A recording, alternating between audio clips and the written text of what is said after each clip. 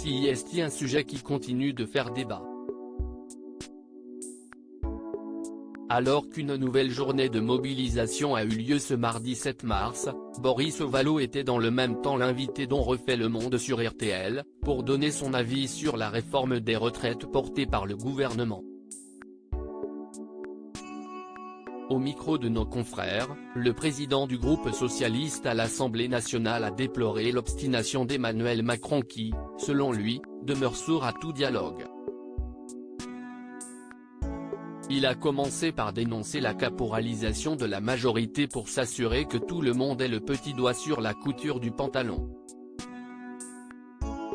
Après avoir critiqué la majorité présidentielle, le mari de Najat Vallaud-Belkacem s'en est pris à Emmanuel Macron. On a un président de la République qui est un forcené, parce qu'il n'entend rien, a-t-il estimé.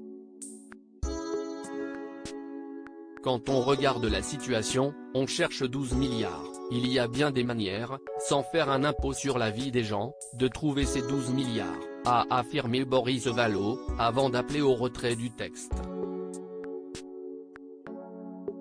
Selon lui, il existe d'autres solutions pour combler le déficit des retraites. En effet, il y a des inégalités qui sont considérables, mais si est-il dans la meilleure des carrières qu'on se fait la meilleure des retraites.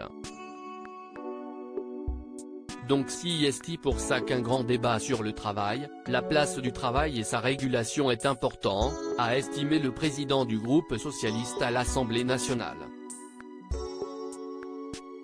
Autre solution selon Boris Vallaud ? Un référendum. C'était d'ailleurs une des hypothèses que nous avions formulées dans les partis de gauche, avec une motion référendaire. Je crois qu'au Sénat, il y a eu cette motion référendaire. Faisons trancher les Français, a suggéré l'homme politique.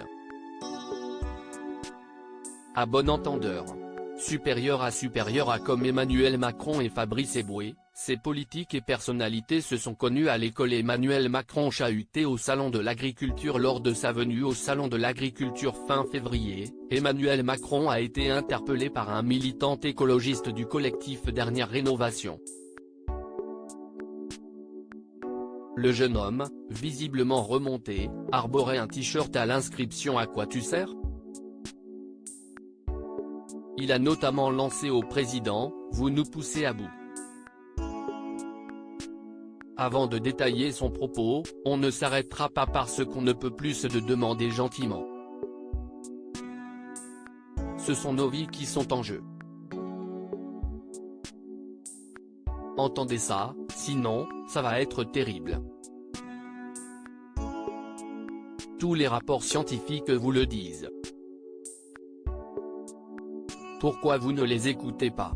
Emmanuel Macron a argué, « Monsieur, vous n'êtes pas respectueux. Monsieur, vous êtes la démonstration d'une force de violence civique.